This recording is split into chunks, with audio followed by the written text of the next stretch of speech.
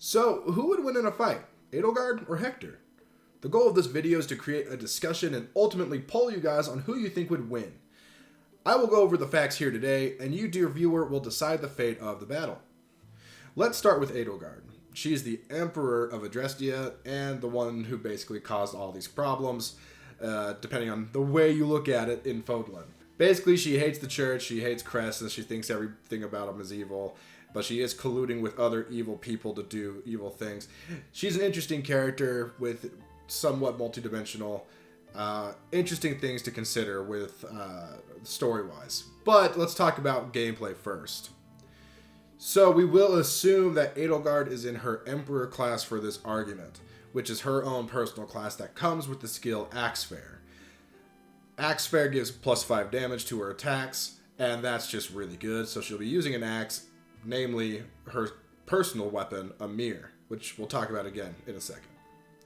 Other skills she might have, it's hard to say because Three Houses is so open. She could have a huge multitude of skills, and we have no real great way of deciding what it would be like.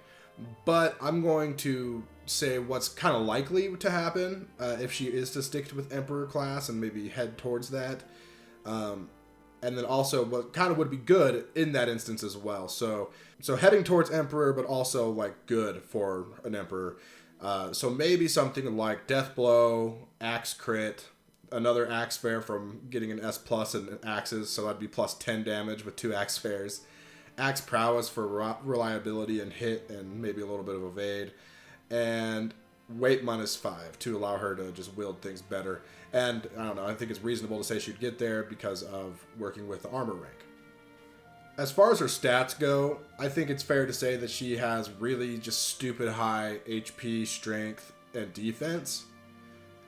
But I feel like she does struggle with speed, especially when she's in an armored class like Emperor.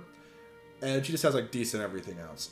Edelgard, when compared to other units in her own game in Three Houses, is just monstrously strong. She has a super high strength growth, good base, and she just tears enemies apart, right? She'll one-shot a lot of stuff and then just use combat arts to murder. Edelgard's really good, stat-wise, in her game. But let's look at Edelgard in a more story sense now. Moving away from like the gameplay skills and stats and stuff. First thing to mention is that Edelgard not only has 1 crest, but 2 crests, and story-wise, that's supposed to mean she's like makes her a better warrior in some way or another, or make her just like better just as a person too. Like I don't know. The power of crest is really like vague in Three Houses. It's not like Genealogy of the Holy War, where there's these really tangible buffs to characters who have holy blood. You know, especially you look at Gen 2 characters, you look at Arthur when he gets Holsteady blood versus when he doesn't. It's just, he's stupid, you know?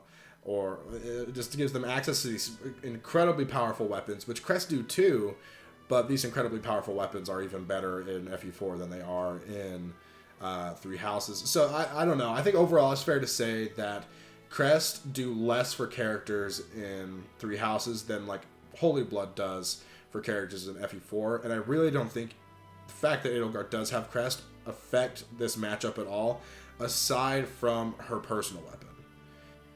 What her Crest do affect is her ability to use relic weapons, in particular her own personal relic weapon that was made especially for her, a mirror, which has tremendous stats and all, but I think its real selling point is Raging Storm, which allows her to have a Gale Force-like effect and attack multiple times in one turn. It can really just like destroy maps, eviscerate entire armies by herself with this weapon and with that combat art. But that brings to the fact that there's limited uses of it. You know, you can only use Raging Storm so many times. And in terms of a 1v1 battle, Raging Storm isn't going to do much except for, you know, of course you attack first in a battle. You're still going to get countered. And if she would double, it prevents her from doubling too. So it really only matters if it comes down to a last hit situation, and Raging Storm is the difference between her attacking first or her not attacking first to get in that final blow. Which could be the case, but I don't know if it will be the case or would be the case in a battle with her opponent. That opponent being Hector, who we will now talk about. We're talking about Hector from Blazing Blade, not from Binding Blade, because who even freaking cares about that old guy, right? I'm just kidding. It's really sad when he dies. Sidebar, it's crazy that they took this character who was basically, a nobody. He just kind of was on screen for 2 seconds, had a interesting bloody portrait, died, and then they took that character from Binding Blade and fleshed him out into a main character in Blazing Blade in Hector, making him this really interesting character to follow. Really, I don't know. It was fun to see. Young Hector versus old Hector is a cool thing. But Hector, gameplay-wise, will definitely be as a Great Lord, which is his promoted class in Binding Blade. But on top of that, he has some of the best stats in the game. He's getting stupid high strength, HP, and defense similar to Edelgard. But I would argue that compared to the rest of the cast, at least, he has decent everything else. Whereas Edelgard, I would argue, has poor speed, especially in Emperor class. If we are to say that Elib and Fodlan are the same power level, which I'm not sure if they are, that's for you guys to decide, that Hector statistically is a better unit, I think. But again, that is assuming that Fodlan and Elib are similar in terms of overall power level, which, now that I think about it, is might be the case. And let's talk about that story-wise. So Elib, again, which is the continent that Hector is from, for those who don't know, that's the continent that the story of FE6 and FE7, or Blazing Blade and Binding Blade, take place on. That world is known for its big dragons and the Scouring, which is basically humans versus a bunch of dragons and banishing them to a different realm and stuff. So when I initially thought about this, I was like, okay, well, on Fodlan, Edelgard literally fights dragons and stuff. Hector, what does he do? He does fight a dragon, and also people in his world canonically have fought dragons and killed them and used these special weapons to do so, similar to the characters in Three Houses, right? So they don't have these relic weapons, but they do have weapons from the legendary heroes. And Hector, in particular, wields Armads, which is this big hulking axe that does slow him down a bit, but it hits stupid hard. And something to consider, I wonder, I'm just curious what you guys have to think about this. Because Edelgard has these crests, and doesn't that, I could be wrong, but essentially she's descended from dragons, right? These dragon people. And Armads is effective against dragons. Well, does that mean Edelgard is weak to Armads? I don't know. That's just a thought. But on top of that, Hector also has a personal weapon in Wolfbale that is effective against armored units. So, that is his personal weapon, so that's why we're going to consider it, not say, oh, well, Edelgard could have a hammer. But it's more likely that she'd be carrying a mirror than anything else. And for Hector, it's more likely that he'd be carrying his own personal weapon, Wolfbale, right? So Wolfbale, which just effective damage, will just eviscerate Edelgard's armor and just destroy her, right? So that's something to consider as well. Overall, I think this matchup is closer than you'd think. Hector doesn't have access to a lot of these amazing skills and everything. Story and lore-wise, I think Hector does have... There is some precedent for Hector having an advantage over Edelgard. There is a lot of, just... The power level on Elib is really interesting to think about with all the dragons and everything. He does fight alongside Athos and holds his own with him. I know Athos seems like this all-powerful unit, and he really is. He's super powerful, but he can't do it on his... I guess he probably can solo the final map by himself.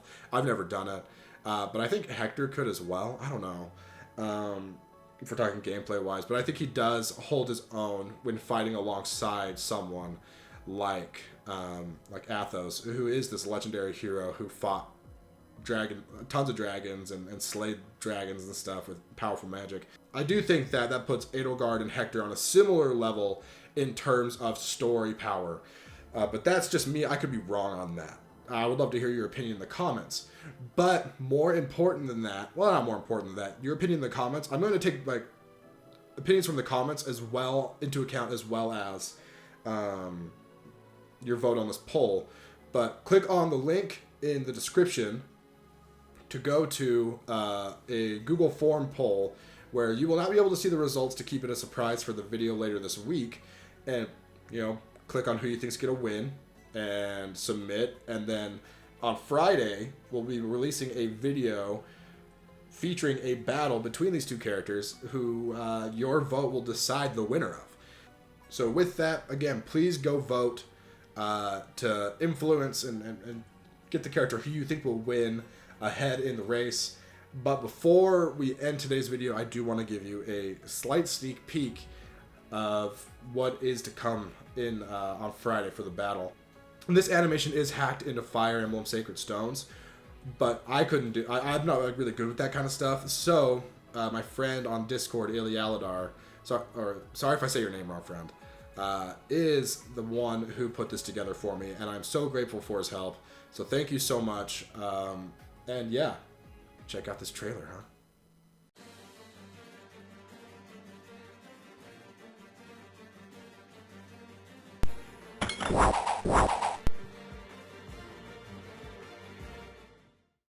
Anyways, thanks for watching, guys.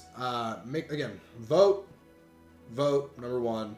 Leave a comment on why you think that character should win, and subscribe if you're new to this and you don't want to miss out on the battle later this week.